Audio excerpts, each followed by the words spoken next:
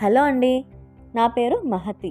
నేను ఇప్పుడు చెప్పే కథ డాక్టర్ మజ్జి భారతి గారు రాసిన అమ్మాయి ఎంతో మీరు అంతే. సుహ, ఇంటికి వచ్చేటప్పుడు 20,000 డ్రా చేసి తీసుకురా. భర్త శ్రీహర్ష మాటలకు కళ్ళెత్తి చూసింది సుహాస్ని. విషయం ఏమిటన్నట్లు. కళ్ళతోనే మాట్లాడుతుంది అంటారు అందరూ సుహాస్ని చూసి. అదే, ఈ నెల నీ ఖర్చులు వదినకి ఇవ్వాలి అన్నాడు మాటలకు తడుముకుంటూ. అర్థం కానట్లు చూస్తున్న సుహాసినితో, పెళ్లికి ముందు ఒక్కడనే కదా 20,000 ఇచ్చేవాడి నీ ఖర్చులకు. ఇప్పుడు నువ్వు ఉన్నావు కదా, పెళ్లికి నా జీతమంతా ఖర్చయిపోయింది. వచ్చే నెల నిన్ను అడగను, నా జీతంలో అడ్జస్ట్ చేసుకుంటాను. సుహాస్ని అడగకుండానే సంజాయిషి ఇచ్చుకున్నాడు శ్రీహర్ష. అప్పటికి ఊరుకుంది సుహాస్ని. కానీ ఆ రాత్రంతా ఆలోచిస్తూనే ఉంది.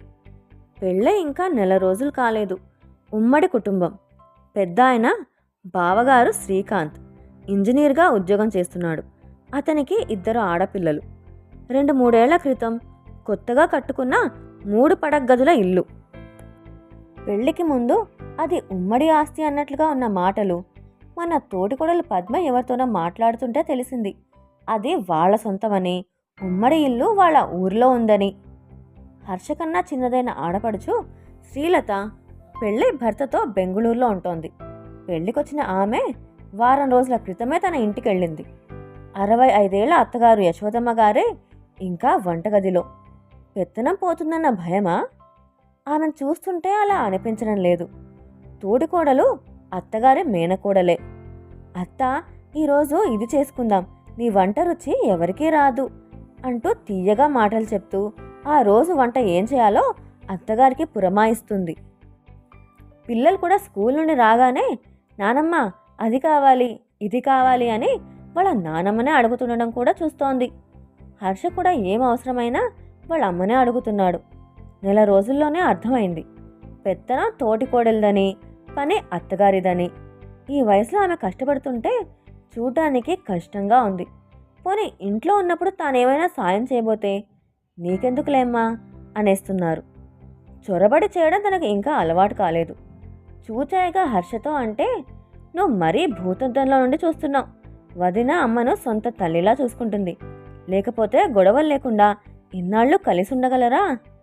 నువ్వు వదినలాగే అమ్మనలా చూడొచ్చు కదా అని తిరిగి తనకే చెప్పాడు. అంతేకాని వాళ్ళమ్మ మంచితనాన్ని వదిన వాడుకుంటుందన్న విషయం చెప్పినా అర్థం చేసుకోవడం లేదు. పెళ్ళైన నాటి నుండి తాను గమనించిన ఇంకొక విషయం ఏమిటంటే, ఇంట్లో ఏ ఖర్చు కనిపించినా హర్ష, పాలవాడు వచ్చాడు చూడు, పని మనిషి జీతం అడుగుతుంది చూడు అని తన భర్తకే పురమాయిస్తోంది తోటికోడలు పద్మ. ఆఖరికి పిల్లల ఫీజులు కూడా. ఈ నెల తన ఖర్చులు అదనం. అంటే తామిద్దరి కోసం చెరో 20,000 ఇంటి ఖర్చులకు పెడుతున్న డబ్బు కాక నెలకు 40,000. అత్తగారికి పెన్షన్ వస్తుందని తెలుసు, కానీ అదేమవుతుందో ఇంకా తెలియదు. ఇప్పటి నుండే తాను ఈ విషయంలో జాగ్రత్త పడకపోతే తర్వాత విచారించి లాభం లేదు. ఆలోచిస్తూ అటు తిరిగి పడుకున్న సుహాసిని మీద చేయి వేయడానికి జంకాడు శ్రీహర్ష. పెళ్ళైన తర్వాత తొలిసారి భార్యాభర్తలు దూరంగా పడుకున్నారు. ఏమిటి, ట్రాన్స్ఫరా? మీకు ట్రాన్స్ఫర్లు ఉండవేమో? బావగారు. పెళ్ళై 2 నెలలు కాలేదు, అప్పుడే ఎడబాట? తోడికోడలు. గదిలో తనకు చెప్పకుండా ఇప్పుడు భోజనాల దగ్గర చెబుతున్నందుకు చిన్నబుచ్చుకున్న ముఖంతో భర్త. ఆపించుకోవచ్చేమో, కనుక్కోకూడదా? అత్తగారి ఆదుర్ద. అయితే మేము సెలవులకు బాబాయ్ వాళ్ళ ఇంటికి వెళ్ళొచ్చు. పిల్లల ముఖంలో ఆనందం.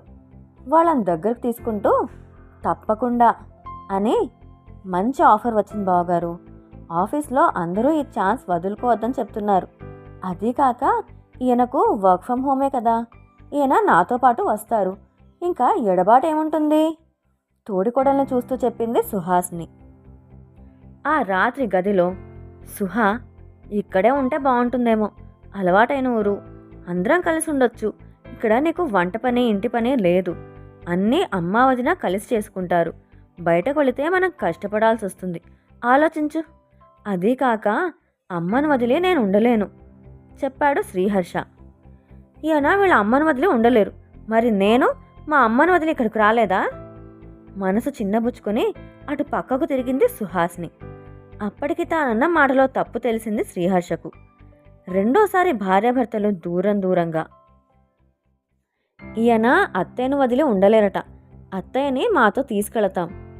భోజనాల దగ్గర సుహాసిని మాటలకు పిడుగుపడింది ఆ ఇంట్లో. అమ్మ లేకపోతే ఎలా?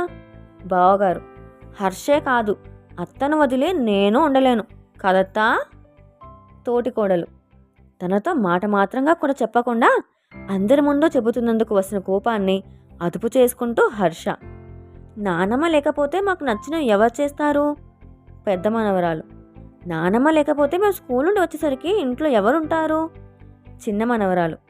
ఏమే, నేను ఇంట్లో ఉండకుండా ఎక్కడికి వెళుతున్నాను? నాన్నమ్మ ఉంది కదా అని ఎప్పుడైనా అలా అంటూ చిన్నదాని నెత్తిన మొట్టి, అత్త ఎక్కడికి రాదు, మొదటి నుండి అలవాటైన ఊరు పరిసరాలు, ఇప్పుడు తనని ఎక్కడికి పంపించలేను. ప్రేమగా అత్త భుజాల మీద చేతులు వేస్తూ అంది తోటికోడలు. సరే అక్క, మీ ఇష్టం, కానీ ఏ విషయమైనా క్లియర్గా మాట్లాడటం నాకు అలవాటు. ఆ తర్వాత గొడవలు పడటం ఇష్టం ఉండదు. ముందే చెప్తున్నాను. ముందు ముందు అత్తను మేము ఇన్ని సంవత్సరాలు చూసుకున్నాం, ఇంకా మేమెన్నాళ్ళు చూస్తాం, మీరు చూడండి అని ఎప్పుడూ అనకూడదు.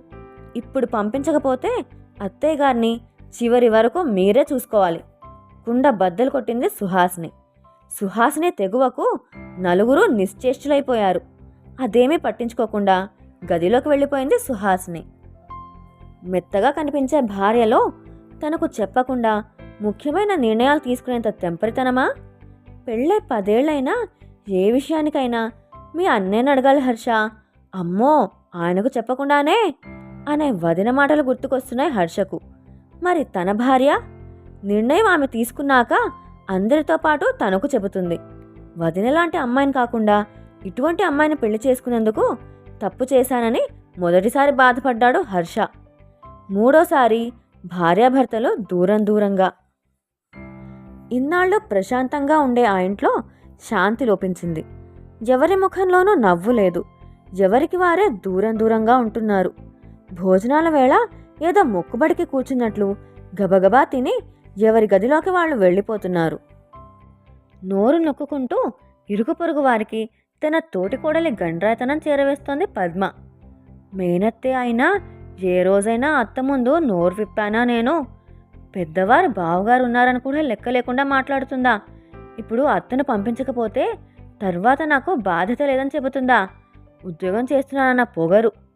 పెళ్ళే 2 నెలలు కూడా కాలేదు, అప్పుడే వేరు కాపురం పెట్టిస్తోంది. ఇన్నాళ్ళు అందరం కలిసి హాయిగా ఉన్నాం. హర్షను ఏనాడైనా మరిదిలా చూశానా? సొంత తమ్ముళ్లాగానే చూసుకున్నాను. అత్తను అత్తలాగా చూశానా? అమ్మలాగే చూసుకున్నాను. ఇప్పుడు ఈవిడొచ్చి ఇంట్లో చిచ్చు పెడుతోంది. అయినా హర్షకైనా బుద్ధి ఉండాలి కదా, నోర్ముయ్ అని పెళ్ళానికి చెప్పుకోలేడా?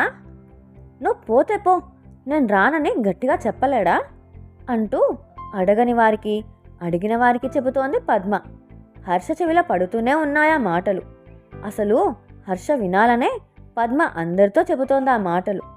ఆ మాటలు హర్షలో ఆలోచనలను రేకెత్తిస్తున్నాయి. వదిన అంటున్నట్లు నేను రానని చెబితే ఈరోజు ఈ విషయం అటో ఇటో తేల్చేయాలి గట్టిగా అనుకున్నాడు.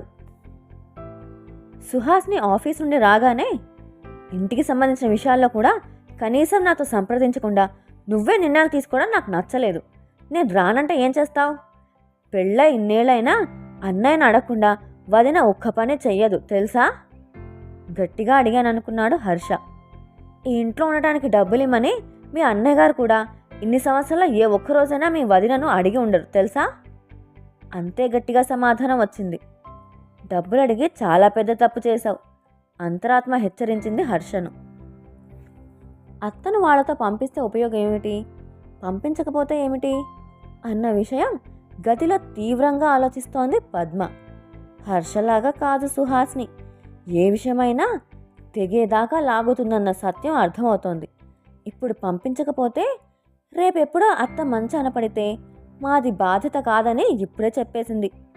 పోనీ అత్తను పంపించేద్దామంటే అమ్మో అన్ని పనులు తానే చేసుకోవాలి. పంపించకపోతే ఎల్లకాలము అత్త ఇలాగే ఉంటుందన్న గ్యారంటీ లేదు. మీద పడే వయసు ఏ రోజు ఎలా ఉంటుందో, ముసలితనంలో ఏ జబ్బులు వస్తాయో, వాటికెంత ఖర్చు అవుతుందో. ఖర్చు విషయం పక్కన పెడితే చాకరీ ఎవరు చేస్తారు? అమ్మో వద్దులే, ఆడను ఉంచుకోవడం ఎందుకు? కాలు చెయ్యి పడిపోయాక ఆడ కింద చాకరీ చేయడం ఎందుకు? పంపించేస్తాను. చివరి వరకు ఆడ బాధ్యత మీదే అని గట్టిగా చెప్పి మరీ పంపిస్తాను నిర్ణయించుకుంది పద్మ. యశోదమ్మ చిన్న కోడలితో వెళ్లాలన్న నిర్ణయం జరిగిపోయింది. నీ నిర్ణయం ఏమిటి, ఎక్కడుంటావు అని ఏ ఒక్కరు కూడా ఆవిడను అడగలేదు. ఆవిడ మనసులో ఏముందో ఎవరూ పట్టించుకోలేదు. రేపే ప్రయాణం ఒకరోజు వాయిదా వేసుకుంటే బాగుంటుందేమో. అడగలేక చిన్న కోడల్ని అడిగింది యశోదమ్మ. ట్రాన్స్పోర్ట్ వాళ్ళతో మాట్లాడేశాను. ఇంకో రోజు తర్వాత అంటే కుదరదు. మీకు కావాల్సిన వస్తువులన్నీ ఆ గదిలో పెడితే పనివాళ్ళు వచ్చి ప్యాక్ చేస్తారు. డాక్టర్ ప్రిస్క్రిప్షన్లు, మందులు మాత్రం మర్చిపోకండి. అన్నట్టు మర్చిపోయాను, మీ పెన్షన్ కాగితాలు, పాస్బుక్ కూడా మర్చిపోకండి. అందరూ వింటుండగానే యశోదమ్మతో చెప్పింది సుహాసిని. ఆ మాట వినగానే కోపంతో ఊగిపోతూ, ఎంత ధైర్యం, అమ్మ పాస్బుక్ తెచ్చుకోమంటావా అనబోయి సుహాసిని చూసి ఆగిపోయాడు శ్రీకాంత్. ఏదో అనబోయిన పద్మను కళ్లతోనే హెచ్చరించాడు వద్దని. ఛీ, ఆఖరికి ఈ స్థితికి దిగజారిపోయావా అన్నట్లు తిరస్కారంగా చూసి అక్కడి నుండి వెళ్ళిపోయాడు హర్ష. ఆ రాత్రి వాళ్ళ గదిలోకే రాలేదతను. తన దుఃఖం ఎవరికీ తెలియకూడదని తులసికోట దగ్గర వెక్కి వెక్కి ఏడ్చింది యశోదమ్మ ఆ రాత్రి. ప్రయాణం ఒక్కరోజు వాయిదా వేసుకుంటే ఎల్లుండి ఉదయం పూజ చేసుకుని బయలుదేరవచ్చు. రేపే ప్రయాణం అంటే ప్రయాణం చేసి తీసుకెళ్లిన సామాన్ల ప్యాకెట్లు కాలికి అడ్డం తగులుతుంటే వంట సామాన్లు ఎక్కడున్నాయో వెతుక్కుంటూ సర్దుకుంటూ వీళ్ళ అవసరాలే తీరుస్తుందా, తన పూజ చేసుకుంటుందా? ఆ ఒక్కరోజు తనకు ఏమీ లేకపోయినా, ఎవరో పట్టించుకోకపోయినా కనీసం దేవుడికి పూజ చేసుకుంటేనైనా మనసు ప్రశాంతంగా ఉండేది. ఇప్పుడు ఆ అద్దె ఇంట్లో తులసికోట, పూజగది లేకపోయినా కనీసం దేవుడి పటమైనా ఉంటుందో లేదో, పూజ చేసుకునే పరిస్థితి అయినా తనకుందో లేదో, అడిగితే కోడలేమని సమాధానం చెప్తుందో. తన పిల్లలే తనను పట్టించుకోకపోతే కోడలికేం అవసరం తనను పట్టించుకోవడానికి? పెద్ద కొడుకు శ్రీకాంత్ తండ్రిలాగే తనకు ఏ విషయమో చెప్పడు. నెలకొకసారి సంతకం పెట్టడానికి చెక్కు పుస్తకం తెస్తాడు. మాట్లాడకుండా సంతకం పెడుతుంది తను. పొరపాటున ఏదైనా అడగబోయినా నీకెందుకమ్మా అవన్నీ అనే మాట కొట్టిపడేస్తాడు. పెద్ద కోడలు పద్మ ఆడపడుచు కూతురు. అత్త అత్త అంటూ కూర్చున్న చోటు నుండి కదలకుండా లౌక్యంగా అన్ని పనులు తన చేతే చేయిస్తుంది. అత్త నన్ను ఏ పని ముట్టుకోనివ్వదు. పెళ్ళై ఇన్నేళ్ళైనా ఆమె మాట తోసేయలేను అంటూ తీయగా కబుర్లు చెబుతుంది. అది ఆమె తప్పు కాదు, తన తప్పే. మొదటి నుండి ఎవరేమన్నా ఏ పని చెప్పినా నోరు మెదపకుండా చేయడం అలవాటైపోయింది. భర్త, అత్తగారు తనను అలా చేసేశారు. పోనీ ఏదో గడిచిపోతుంది, అందాక ఒంట్లో ఓపిక ఉంది అని సమాధాన పడుతుంటే ఇప్పుడు చిన్న కోడలు తన నేరకంగా చూడబోతోందో. భర్త, బావగారు, తనకన్నా పెద్దది తోడికోడలు ఉన్నదని కూడా చూడకుండా చెక్కు పుస్తకం తీసుకురమ్మని తనకు ధైర్యంగా చెప్పింది. 65 ఏళ్ళొచ్చినా ఇప్పటికీ తనకెంత పెన్షన్ వస్తుందో అడగలేని తన చేతకాని తనానికి బాధపడాలో, ఆమె ధైర్యానికి మెచ్చుకోవాలో, తనకన్నా చెక్కు పుస్తకానికే విలువ కడుతున్నందుకు దిగులు పడాలో, ఇన్ని జరుగుతున్నా నోరెత్తని చిన్న కొడుకుని చూసి జాలిపడాలో, కోపగించుకోవాలో, చిన్న కోడల దగ్గర ఇంకెన్ని కష్టాలు పడాలో అర్థం కాని అయోమయ స్థితిలో రాత్రంతా ఏడుస్తూనే ఉంది యశోదమ్మ. ఆ మర్నాడే ప్రయాణం. యశోదమ్మ భయపడినట్లు అక్కడ ఏమీ జరగలేదు. ఇంటికి వెళ్ళేటప్పటికి చాలా సామాన్లు సర్దేసున్నాయి. ఇంట్లో ఒక మూలగా చిన్నదైన దేవుడి గది. చాలా ఆనందపడిపోయింది యశోదమ్మ. స్నానం చేసి పూజ చేసుకునేటప్పటికీ పరమాన్నం చేసి పట్టుకొచ్చింది కోడలు, దేవుడికి నైవేద్యం పెట్టండి అంటూ. దానికే చాలా సంతోషపడిపోయింది యశోదమ్మ. నాకొచ్చినట్లు వంట చేశాను, రాత్రి డిన్నర్కు బయటకెళదాం, రెడీగా ఉండండి. భర్త వింటుండగా అత్తగారితోనే చెప్పి ఆఫీస్కి వెళ్ళింది సుహాసిని. మొన్నటి నుండి భార్యాభర్తల మధ్య మాటలు లేవు మరి. వెయిటర్ కేక్ తెస్తుంటే ఎవరో ఆ అదృష్టవంతులు అందరి మధ్య పుట్టినరోజు జరుపుకోగలుగుతున్నారు అనుకుంటూ చిన్ననాటి సంగతులు గుర్తుకొచ్చి తనకా అదృష్టం లేనందుకు యశోదమ్మ మనసు బాధపడింది. నాన్నగారు ఉన్నప్పుడు తన పుట్టినరోజు కూడా ఎంతో వైభవంగా చేసేవారు. లేక పుట్టిన ఒక్కతే కూతురు, లక్షల ఆస్తి, వైభవంగా చేయకేమీ ఊరందరికీ భోజనాలు పట్టించేవారు. ఆయన వెళ్ళిపోయారు. అంతే, తన జీవితంలో సంతోషమే మాయమైపోయింది. నాన్నకు క్యాన్సర్ అని తెలియడం, ఆయన పోయేలోగా తన పెళ్లి చూడాలని ఇదిగో ఈయనకు కట్టబెట్టారు. నాన్న పోయిన దిగులతో అమ్మ ఎక్కువ కాలం బతకలేదు. లక్షల ఆస్తికి వారసురాలైన తనకంటూ ఎవరూ లేరు. ఆస్తి ఉన్న తనకు అహం ఎక్కడ అంటుకుంటుందోనని అడుగడుగునా ఆంక్షలు పెట్టే అత్తగారు. భార్య అంటే భర్త బాగోగులు చూసుకునేది మాత్రమే అనుకునే భర్త. అంతేకాని భార్య బాగోగులు తను పట్టించుకోవాలని ఏ రోజు అనుకోలేదు ఆయన. తనకు ఒక పుట్టినరోజు ఉంటుందని అత్తవారింట్లో ఎవరికీ పట్టలేదు. పోనీ పిల్లలు పెద్దవాళ్ళయ్యాకైనా నీ పుట్టినరోజు ఎప్పుడమ్మా అని అడుగుతారేమోనని ఆశగా ఎదురు చూసేది కొన్నాళ్ళు. కొడుకులదేముంది, పోనీ కూతురైనా పెళ్ళయ్యాకైనా తన బాధ అర్థం చేసుకుంటుందేమోనని ఎదురు చూసేది. ఎంతసేపు తనెన్ని కష్టాలు పడుతుందో చెప్పేదే కానీ ఒక్కరోజు కూడా నువ్వెలా ఉన్నావమ్మా, ఇన్నాళ్ళు మాకెలా చేశావమ్మా అని అడగలేదు. ఆఖరికి తనకు ఒక పుట్టినరోజు ఉందని ఏనాడో మర్చిపోయింది. ఇదిగో ఎవరిదో ఈ పుట్టినరోజు మరలా తనలో ఆలోచన తుట్టెను కదిపింది.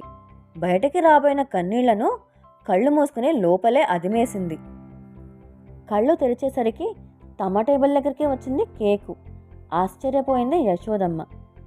కోడలు సుహాస్ని పుట్టినరోజా, అందుకైనా డిన్నర్కి తీసుకొచ్చింది. తనలాగే కొడుకు కూడా ఆశ్చర్యంగా చూస్తున్నాడు తమ టేబుల్ దగ్గరకు వచ్చిన కేక్ వైపు. 66వ జన్మదిన శుభాకాంక్షలు అత్తయ్య, యశోదమ్మ నుదుటి మీద ముద్దు పెట్టుకుంటూ చెప్పింది కోడలు సుహాస్ని. ఎన్నో సంవత్సరాల నుండి వినాలనుకున్న ఈ మాట తొలిసారి వింటుంటే యశోదమ్మ కళ్ళమ్మట గంగ ప్రవహించింది. ఏమిటత్తయ్య ఇది, మీరెంతో సరదా పడతారనుకుంటే ఏమిటిది? కోప్పడింది సుహాసిని. లేదమ్మా, మా నాన్న గుర్తుకొచ్చారు.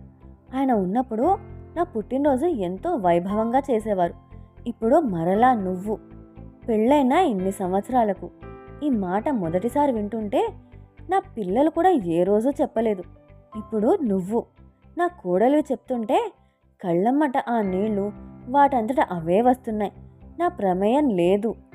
గొంతు బొంగురుపోతుంటే కళ్ళ నీళ్లు తుడుచుకుంటూ చెప్పింది యశోదమ్మ. కొత్త వ్యక్తిని చూస్తున్నట్లు చూస్తున్నాడు సుహాసిని హర్ష. ఇన్నాళ్ళు తామెవ్వరూ చెయ్యనిది. ఇందుకేనా ప్రయాణం వాయిదా వేయమని అమ్మ అడిగినా ఒప్పుకోలేదు? మీకు కోడలినైనా కూతున్ననే అనుకోండి, నాకు మా అమ్మాయినా మీరైనా ఒకటే.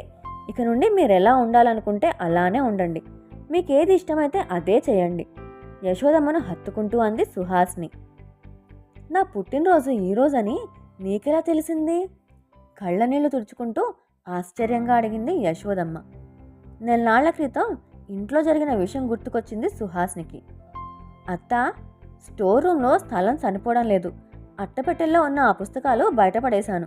పనమ్మాయిని పట్టుకుపోమన్నాను అని తోటికోడలంటే కళ్ళమ్మట నీళ్లు కుక్కుకున్న అత్తయ్యను చూసి అంతగా ఆవిడ బాధపడటానికి ఆ అట్టపెట్టెలో ఏముందోనని చూస్తే అన్నీ డైరీలు, అత్తగారి డైరీలు. ఆవిడ మనసును దాచుకుంది ఆ డైరీలలో, వాటిని పనికిరాని చెత్తలా పెరట్లో. అప్పుడొచ్చింది తోటికోడల మీద కోపం. అత్తగారి మంచితనాన్ని అలుసుగా తీసుకుని ఈ వయసులో కూడా ఆవిడ చేత పనులు చేయించడం, ఆఖరికి ఆవిడ డైరీలను కూడా బయటపడేయడం, బావగారు గమనించినట్లు ఊరుకోవడం, ఇంట్లోనే ఉన్న హర్ష కూడా పట్టించుకోకపోవడం సహించలేకపోయింది సుహాస్ని. ఇన్నాళ్ళు ఆవిడకెవరూ ఎదురు చెప్పలేదు. ఆవిడ ఆడిందే ఆట, పాడిందే పాటగా సాగింది. ఇక ఊరుకుంటే లాభం లేదు. ఇంకో నెల రోజుల్లో అత్తయ్య పుట్టినరోజు. ఆ పుట్టినరోజుకి అత్తయ్యకు విశ్రాంతినివ్వాలి. పనిచేసే బాధ లేకుండా చెయ్యాలి. ఎలా అని ఆలోచించి ఈ ఇంటికి దూరంగా అత్తయ్యను తీసుకెళితే గాని ఆమెకు ఈ వయసులో విశ్రాంతి దొరకదని నిర్ణయించుకున్నాక అంతవరకు వద్దనుకున్న ప్రమోషన్ కోసం అప్లై చేయడం, ప్రమోషన్ రావడం అన్నీ గబగబా జరిగిపోయాయి. అంతే, నెల రోజుల్లో ఇక్కడున్నారు. ఆలోచనలో మునిగిపోయిన సుహాసిని చూసి ఎలా తెలుసుకున్నావమ్మా? మృదువుగా అడిగింది యశోదమ్మ. బదులుగా హ్యాండ్ బ్యాగ్లో నుండి తీసిన పుస్తకం ఆవిడ చేతిలో పెట్టింది సుహాసిని. ఇది నా డైరీ, నీకెలా వచ్చింది? కన్నీళ్లు కట్టలు తెంచుకున్నాయి. వణుకుతున్న కంఠంతో అడిగింది ఆమె. అమ్మకు డైరీ రాసే అలవాటు ఉందా? మొదటిసారి వింటున్నాడు హర్ష. ఇదే కాదు, అన్నీ ఉన్నాయి, మీ రూమ్లో సర్దించాను. సుహాసిని గట్టిగా హత్తుకుని, ఇన్నాళ్లకు మా అమ్మా నాన్నల తర్వాత నన్ను పట్టించుకునే వ్యక్తి నా కోడలి రూపంలో వచ్చినందుకు నాకు చాలా ఆనందంగా ఉందమ్మా. పెద్ద కోడల్లాగే నువ్వు నన్ను వాడుకోవాలనుకుంటున్నావు అనుకున్నాను. నిన్ను అర్థం చేసుకోలేనందుకు నన్ను క్షమించమ్మా అంది యశోదమ్మ. మా అమ్మనైతే అలాగే వదిలేస్తానా? నాకు మా అమ్మెంతో, మీరు అంతే అత్తయ్యా అన్న సుహాసిని మాటలు హర్షలో ఆలోచనలు రేకెత్తించాయి. వదినని చూడు, అమ్మనెంత బాగా చూసుకుంటుందో. అత్త అని వెనకెనకే తిరుగుతూ చనువుగా అది చేసిపెట్టు, ఇది చేసిపెట్టు అని అమ్మకే వంటగది పెత్తనం అప్పచెబుతుంది అని ఒకసారి అంటే, మీ వదిన్లాగా మీ అమ్మని నేను చూసుకోలేనులేండి అన్న సుహాసిని మాటలకు చాలా కోపం వచ్చిందప్పుడు. చదువుకుందన్న గర్వం అనుకున్నాడు. ఇప్పుడు తెలిసింది ఆ మాటలకు అర్థం. అమ్మలా చూసుకోవడం అంటే తీయగా మాటలు చెప్పడం కాదు, మనసును అర్థం చేసుకోవాలని, చెప్పకుండానే వాళ్ళ అవసరాలు ఏమిటో గ్రహించుకోవాలని. మొదటిసారి తన మీద తనకే చాలా కోపం వచ్చింది హర్షకు. తల్లి చేతులు పట్టుకున్నాడు. క్షమించమ్మా అంటూ ఆప్యాయంగా అతన్ని హత్తుకుంది యశోదమ్మ. మా అమ్మైనా మీరైనా ఒకటే అన్నావు మా అమ్మతో, కానీ మేమెవరము మా అమ్మను అమ్మలా చూసుకోలేకపోయాం. అమ్మని ఎలా చూసుకోవాలో ఇక నుండి నీ దగ్గర నేర్చుకుంటాను సుహాసిని వైపు తిరిగి చెప్పాడు హర్ష. Okay okay, agreed. ఇప్పుడు మన అమ్మ పుట్టినరోజు పండగ చేద్దాం రండి నవ్వుతూ అన్న సుహాని అనుసరించాడు హర్ష.